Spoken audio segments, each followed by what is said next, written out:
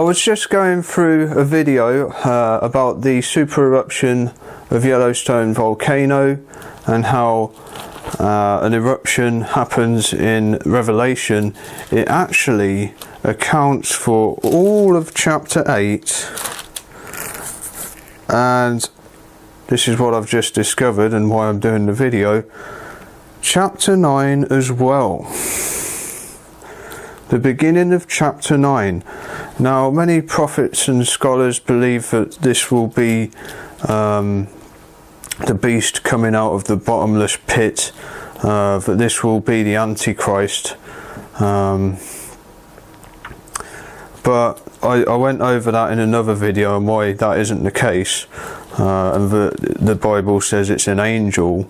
Okay, the Antichrist is a man, but the beast coming out of the pit is an angel. So as it's an angel, all the other angels represent natural disasters, okay, apocalyptic events, and this is exactly the same. The smoke of the pit, okay. I'm going through this in my King James. I've made notes how, as it was in the beginning, so it will be in the end, with Exodus.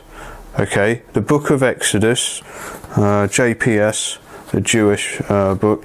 I've also got the Greek Septuagint. I prefer that to the JPS and the King James. It's actually the one that Antiochus tried to burn all copies of, and he was the first Antichrist in the Bible, so that's another reason why I like to use that. But yeah.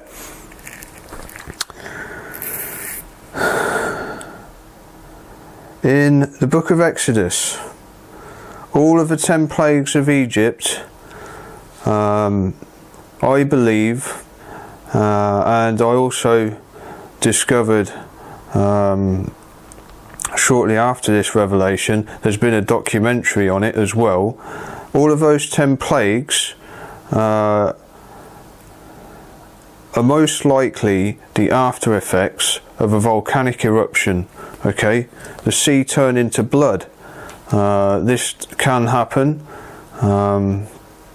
following a volcanic eruption. The sky being darkened. Okay, let's see. The ships being destroyed. Now, yeah, in my Revelation Decoded video, I proposed that was due to the waters becoming acidic following this volcano, and it was the only thing I could come up with at the time. It would corrode the metal of the ships, but then, I suddenly had a revelation a couple of days ago when I was discussing it with someone else. A tsunami would do this to all ships as well, and it's more likely to be that.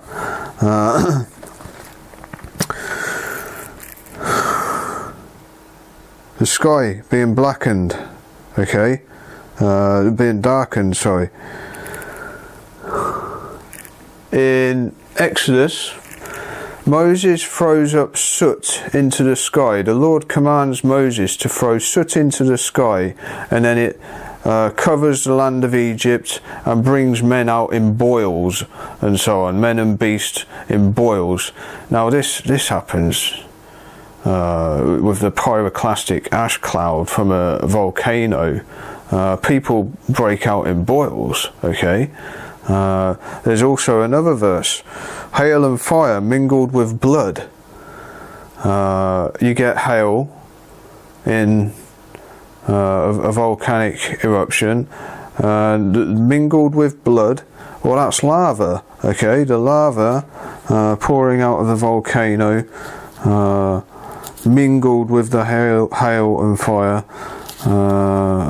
With the hail, sorry, the fire mingled with blood.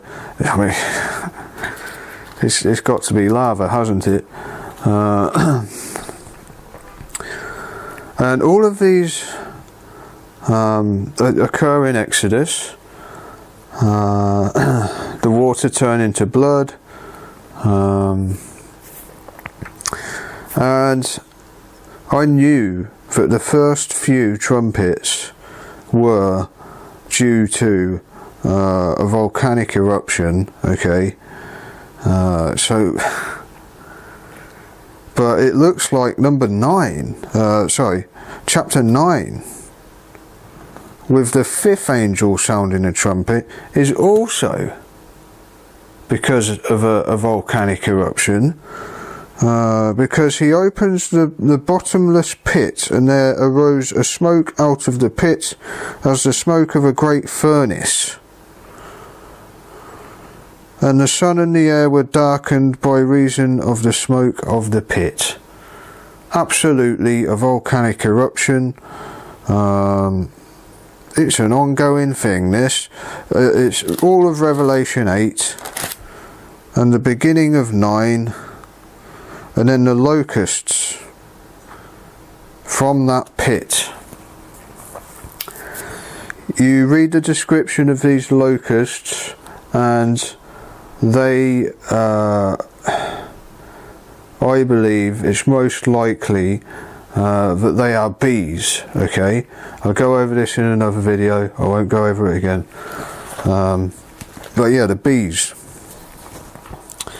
And look what we also have in Exodus, one of the plagues of Egypt, locusts.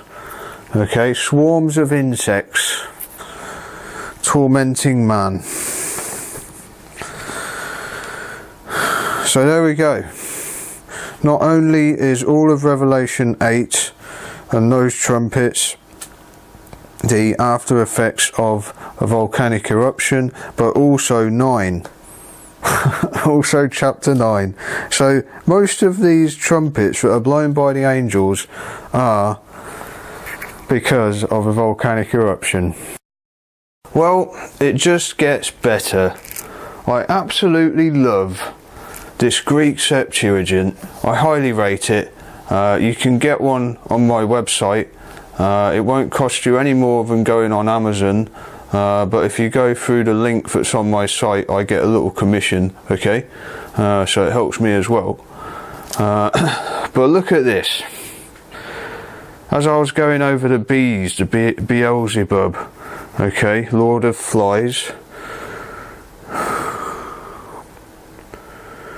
And if thou wilt not let my people go, behold, I send upon thee, and upon thy servants, and upon thy people, and upon your houses, the dog fly. It's very specific about which fly we're talking about here in the Greek Septuagint. The dog fly. Okay? And the houses of the Egyptians shall be filled with the dog fly, even throughout the land upon which they are. I was like, whoa, okay, you know, trying to find the quote to go on my video I've just been doing. I came across that in the Greek Septuagint.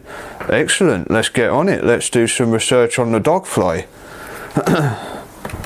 Which I did. And I came up with some very interesting information. Because remember, Exodus parallels with Revelation. This fly being one of the plagues of Egypt, and all of the plagues of Egypt most likely being due to the volcanic eruption. So, dog fly, also known as stable fly, is a blood-sucking fly feeding off of animals mainly, but will attack humans if none are present. Their stings are extremely painful and have affected tourism on the coast of New Jersey, several lakes in the US, Florida, and along the Gulf Coast to Louisiana, and other parts of Florida also. If hungry, they will continue to pursue a host even after being swatted several times. Very nasty. They are also known to spread diseases to animals, including anthrax, equine infectious anemia, and anaplasmosis. And I have a little testimony here, actually. It's very relevant, because my dad was recently bitten and we didn't know what it was. It was very serious, and he couldn't walk for weeks. He was working near livestock at the time. He went to the doctors, and they said that it was most likely horsefly. But there's been other cases of this around about the same time in the UK. But it was very serious. Okay, he was incapacitated for several weeks. Couldn't walk. And this was because of a fly. Yeah.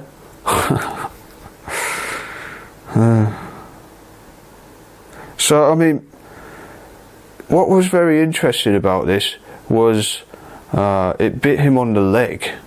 Okay, and dog flies are known to target animals on their legs. So it may even have been a case of dog fly, a very rare case of dog fly in this country.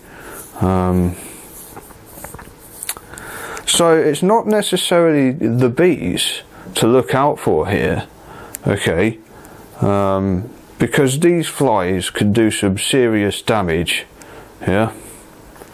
As the saying goes, it's the little ones to look out for. And isn't that always the case? Yeah. The biggest killers are things that we can't even see. Okay, microscopic. Yeah, bacteria, plagues, Yersinia pestis, Ebola.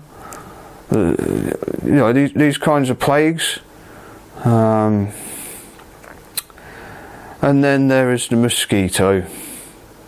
Again, a blood-sucking fly. Now, Vesuvius is due to blow.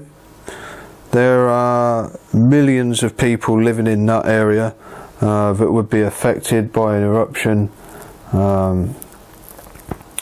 in Italy at Vesuvius. However,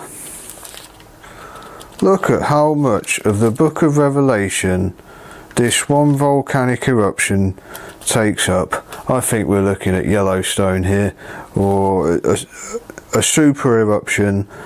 There's only one verse that bothers me about this. I mean, I know it has to be Yellowstone, okay, because of the new Babylonian nation, the USA, and how angry God is with her. I know it has to be Yellowstone, but there's this verse here. Every time I wish it wasn't in here. The great mountain burning with fire was cast into the sea, and the third part of the sea became blood. Yellowstone, it's not here to see. But I know God's going to blow that volcano. If not in Revelation 8, definitely at some point in time. It's scientifically proven that it will erupt eventually. So we could be looking at Vesuvius, and interestingly, there's a super volcano they have recently discovered beneath Vesuvius. Okay, Campi Flegrei, under the water in the sea. Is that what we're talking about? Campi Flegrei? And the volcano being cast into the sea? Well, the Campi Flegrei supervolcano is already in the sea. So, how can it be that one either? No, I'm sure we're talking about Yellowstone here. Look at how much of the book of Revelation it takes up. All of chapter 8 and part of chapter 9. This thing's going to be big. I found it.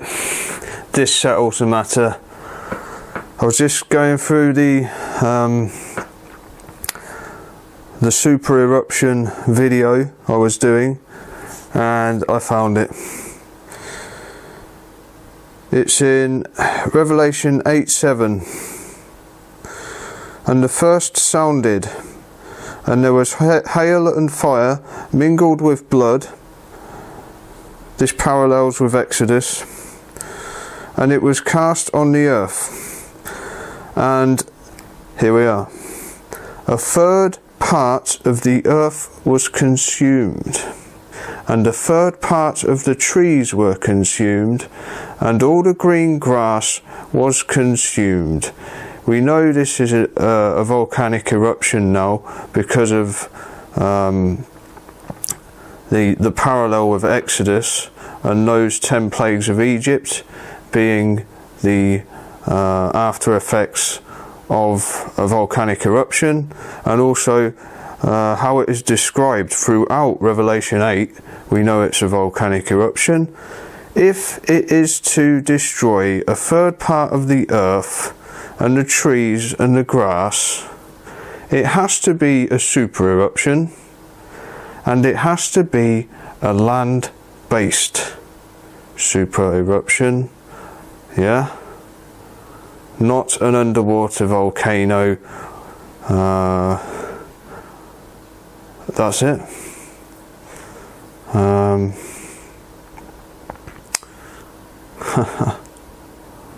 We're talking about Yellowstone here.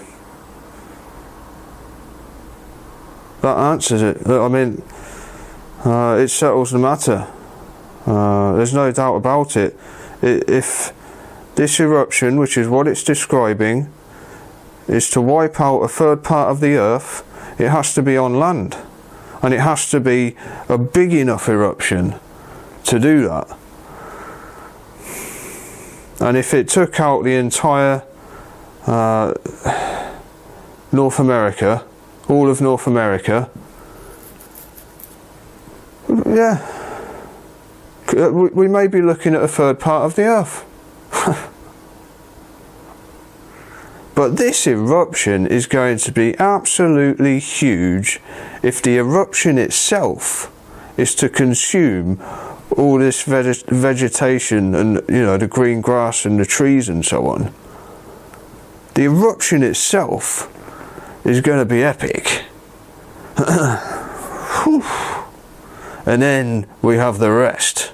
I'll tell you one thing, that'll certainly wake a few people up. Yeah, like I said, we didn't get the warnings with the SEALs.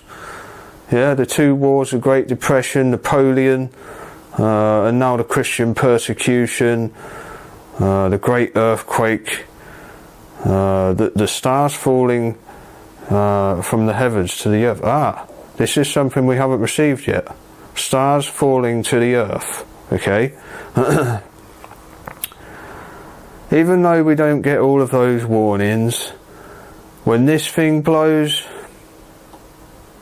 yeah. So to all fellow Christians living in the States, you have to get out of the US, okay? You have to get out of there. It's going to be blown sky high, and the eruption itself will consume 1/3 of the vegetation of the earth. We are presently at the end of Revelation chapter 6. People are saying we've already had the blood moons. I don't believe we've had the great quake yet. But I've seen online that the elite are moving into their underground bunkers. If that is the case, maybe Fukushima, maybe the earthquake there, that was the earthquake we're talking about. Because when you consider the devastation that caused, yeah, that may very well be the earthquake that is worthy of the Book of Revelation. Then the blood moons, the elite moving into their deep underground military bases, and then you know what happens next. Boom. The super eruption of Revelation. You've got to get out of there. Okay, I did a video before about moving to Europe. It's the best thing to do in the end times, from a survivalist point of view, of course. The best thing to do is find God in the end times and pray. But yeah, Europe, most Christian region of the world.